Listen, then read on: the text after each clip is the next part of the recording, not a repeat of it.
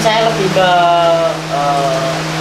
apa namanya, amanat dalam kehidupan sehari-hari, lebih ke semele. Terus dalam satria wayang kan perwataannya berbeda. Terus juga wayang mengajarkan tentang amanat kehidupan, dimana semua watak ini harus kesini, kalau ini nanti karmanya begini gitu.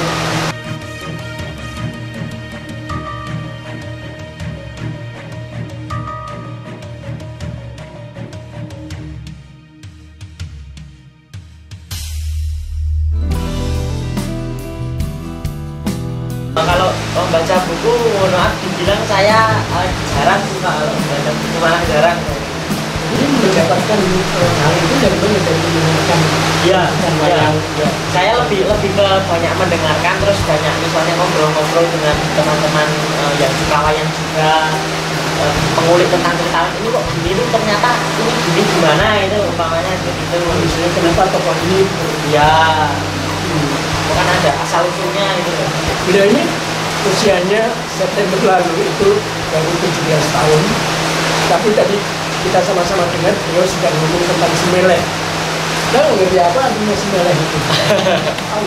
Definisi semele menurut saya itu lebih ke yowis lah gitu loh. Yowis lah dalam artian Yowis Ben. Yowis Ben itu judul film.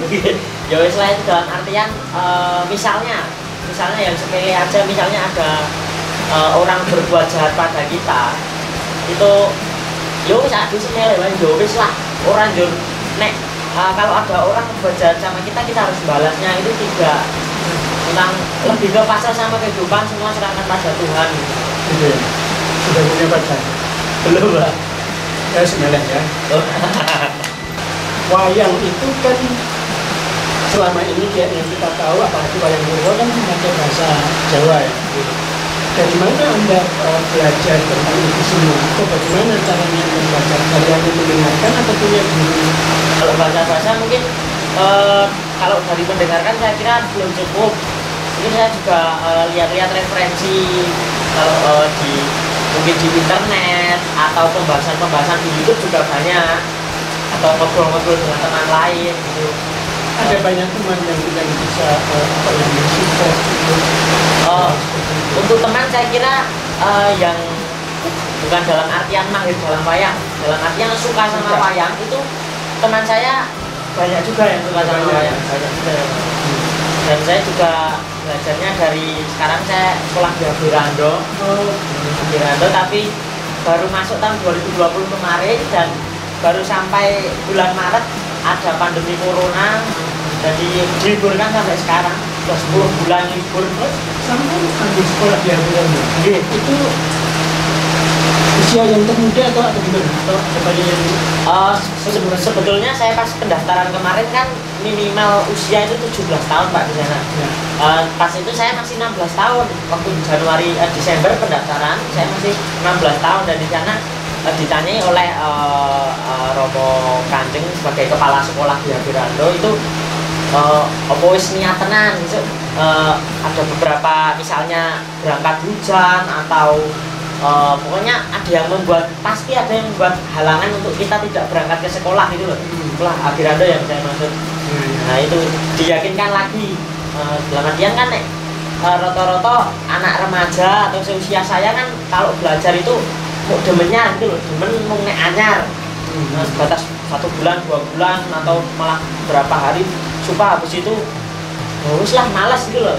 Itu diyakinkan lagi, dan akhirnya saya diterima gitu. Untuk di sana saya bisa dibilang ya termuda juga di sana. Yang lain ya udah usia 30 ke atas, bahkan 50 juga ada. Sama 3 bulan itu, dan satu minggu kan dua pertemuan. Satu minggu 2 pertemuan, hari Senin dan Rabu. Tapi ya pelajaran klasikal juga atau pelajaran klasikal Gagrang Yogyakarta. Dan waktu itu pelajaran saya baru sampai ke, kalau dengan pastinya Janturan, baru sampai Janturan. Dan pelajarannya baru ke situ malah ada pandemi itu tuh Pak. Ya, Janturan itu menarasikan menarasikan adegan di menarasikan adegan. Jadi ada semacam deskripsi ini canturan, terus nanti ada apa ya, Pandhawacono dan seterusnya kira-kira begitu. Apakah dalam wayang kulit itu akan juga menjadi bagian dari orientasi hidup sampean? Sebenarnya pertama meluapkan hobi saya emang di bidang itu, dan untuk yang kedua untuk jadikan orientasi hidup saya dalam artian patokan pekerjaan itu tidak mungkin bisa dijadikan sampingan, karena ya kalau menurut saya pribadi, opini saya pribadi kan pewayangan atau kesenian tidak bisa dijadikan patokan kalau menurut saya sendiri. Patokan dalam pengertian tidak bisa untuk pekerjaan. Tidak ada orang ajek. Nah, maka dari itu kan lebih ke saya mendalami yang orang ajek itu sebenarnya orang meyakinkan saudara-saudara ini kan. Walaupun tergantung diri masing-masing kan. Itu kan nyatanya Seno Nugroho itu sekali tanggapan 45 juta, 60 juta, padahal ya itu 3 bulan sudah full itu. Ya itu, saya lebih ke mungkin karena saya nggak pede dengan skill saya sendiri, atau dengan manajemen kesenian pementasan saya, jadi mungkin untuk saya jadikan patokan dalam bekerja saya, dalam pemasukan saya kira belum lah. Apa yang sampean bisa renungkan dari wayang ini dalam kehidupan keseharian sampean? Untuk yang berkaitan dengan wayang, mungkin saya lebih ke event-event sastra Jawa. Itu saya malah sering ikut, misalnya kayak ada seseorang sebagai peserta atau sebagai pengaji atau apa? Di situ kan sebagai peserta lomba, dan puji Tuhan kebetulan menang juga. Pernah ikut lomba wayang? Dalam konteks sastra Jawa. Ya. Kalau wayang saya hanya ikut misalnya kayak festival pedalangan, dan itu pun festival hanya sebagai peserta kan. Ya memang saya kalah star gitu lah intinya. Peserta festival lainnya dari ISI, dari SMKI gitu kan. Tapi artinya pernah main wayang di depan umum gitu ya? Di beberapa forum gitu ya?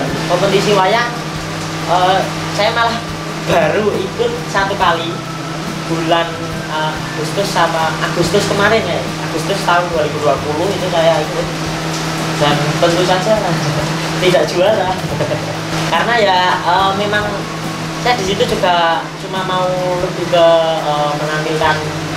menampilkan latihan saya lah daripada itu kan masanya juga masih pandemi, terus di sana juga cuma virtual, dan peserta lainnya dari SMKI sih juga banyak yang ikut, dan saya juga latihannya juga sama peserta lain juga teman saya. Mas Aga, kalau kita lihat beberapa teman sampean misalnya dengan hobi yang milenial dan sebagainya, sampean tidak mau punya hobi yang saya kira tidak ya. Untuk apa malu Pak? Nggak tahu. Untuk apa kan nggak ada apa ya, nggak ada patokan. Kalau kamu punya hobi yang kuno kamu harus malu karena yang lain pada gadget, game dan lain-lain. Terus saya juga tidak ketinggalan kalau dengan milenial yang lain gitulah. Kalau masalah hobi kayak gini ya nek aku seneng ya wes lah, aku harus ngopo, ibaratnya seperti itu. Ada omongan yang gitu nggak dari teman-teman? Omongan dalam artian itu terlalu seneng wayang itu kok enggak sih? Oh, kalau pertanyaan mungkin kok wis seneng wayang tuh kok kesenian sing wis keseniane wong tua wong desa-desa kok kowe do seneng. Tapi cuma bertanya dalam artian penasaran dan ingin tahu aja, bukan mau menjelek-jelekan saya karena suka kesenian seperti itu. Sekarang kan juga setelah Seno mulai naik di YouTube, terus banyak cabang-cabang lain yang juga streaming YouTube kan, wayang mulai merambah kan milenial. Bahkan dulu teman saya anti banget sama wayang malah jadi suka sama wayang. Tidak perlu malu saudara-saudara mempunyai kesukaan atau hobi apapun. Yang paling penting apa tadi? Yakin dengan apa yang menjadi kesukaan kita. Tidak ada urusan dengan orang suka atau tidak suka gitu. Yang penting satu tadi Pak, semeleh. Ya saudara-saudara, semeleh. Apalagi kalau ada panganan semeleh. Ini ada begitu banyak trofi ini apa saja ini? Untuk yang Ini mendapat dalam dari lomba dari kompetisi atau beli? kebetulan Karena saya yang jual jamu itu. tapi bukan, ini saya beli ya, bukan. Saya ikut kompetisi-kompetisi Ya, 1, 2, 3, ada 20-an lebih. ya sekitar segitulah Pak. Dan kebanyakan Ini semuanya kebanyakan juara 1, itu juara 1, juara 1, ini juara 1. mayoritas di bagian sastra Jawa gitu loh. Lingkup sastra Jawa. Sastra Jawa gitu ya. Sesora, Pesora, terus cerita. Cerita apa? Cerita itu cerita cerita. Atau sampean Baca. menulis? Baca. Ya, saya lebih ke kalau menulis itu saya lebih ke nggak suka Pak. Mungkin kurang gimana gitu loh, kurang minat. Kalau mempresentasikan misalnya ini ada cerita, saya suruh bacain, atau ada berguritan saya suruh pentas untuk misi di mana bacain, itu malah saya sering-seringnya begitu. Tapi kalau mungkin dari awal buat, mungkin ada beberapa lomba cerita yang mungkin narasinya saya harus buat sendiri. Misalnya ada lomba cerita kepahlawanan tapi bahasa Jawa. Misalnya kemarin saya mempraktekkan Jenderal Sudirman, itu saya ceritakan dalam bahasa Jawa. Memang saya harus buat naskahnya dulu. Terus juga ada lomba cerita yang saya juga harus lomba naskahnya dulu. Terus kemarin juga mau nyoba lomba stand up juga, itu pun saya pikir materi juga. Saya malah ikut lomba stand up kompetisi itu. Iya, stand up dan ngudoroso dalam bahasa Jawa. Ada lebih spesifik ke bahasa Jawa, kenapa? Mungkin karena sudah jadi keseharian mungkin ya Pak. Jadi untuk mempelajari pun saya kira di keseharian sudah sering dikatakan bahkan komunikasi saya di rumah dan sama tangga-tangga saya kan bahasa Jawa juga. Beda dengan kalau mengekspresikan dalam bahasa Indonesia ada hambatan atau masalah? Saya kira untuk mengekspresikan tidak ada, cuma apa ya namanya, aksen saya itu udah aksen Jawa gitu loh. Iya, medok lah aksen Jawa. Terus aktor terbaik segala macam itu artinya apa? Sampai ikut teater segala macam itu? Teater saya juga ikut Pak. Kalau pandemi corona ini malah lebih sering pentas karena virtual. Ya, secara virtual. Dan dari saya sini kan Sleman, jadi lingkup dinas kebudayaan Sleman sana untuk dari perwakilan desa-desa budaya kan, desa Sendang ini masuk desa budaya. Ya, dan masuk desa budaya. Jadi itu namanya Sanggar Pari Sewuli, teater Teng Cerit, itu saya juga menjadi bagian Sewuli, Pari Sewuli. Komunitas apa? Komunitas teater Teng Cerit. Tengok cerita. Oke.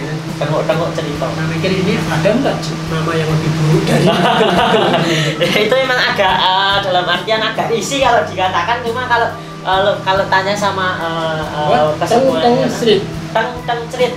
Tengok cerita dalam artian kan Teng Cerit. Ya. Cerita. Artinya ya sambil duduk-duduk kita cerita apa ya. Tapi itu ciri anak-anak muda.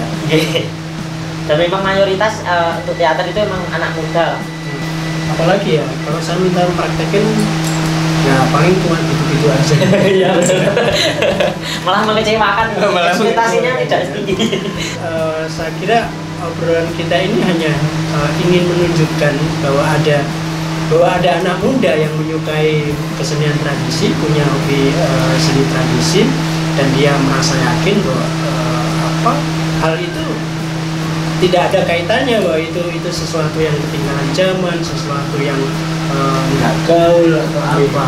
Tapi justru dalam banyak hal, Rafael Raga Penuntun ini justru mendapatkan banyak hal, pelajaran tentang budi pekerti, tentang akhlak, tentang etika, tentang bahasa juga, yang mungkin juga beliaunya sendiri juga tidak tahu, tidak punya proyeksi mau apakah nanti kemudian jadi jalan atau apa.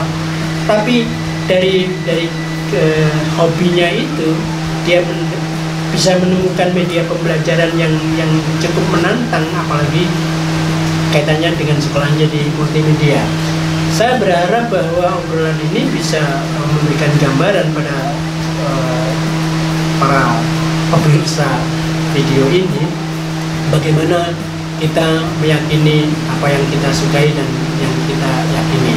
Kita akan bertemu lagi dengan beberapa tokoh yang lainnya untuk perbincangan persoalan kreativitas dan produktivitas manusia yang bisa memotivasi kita untuk berbuat kebaikan.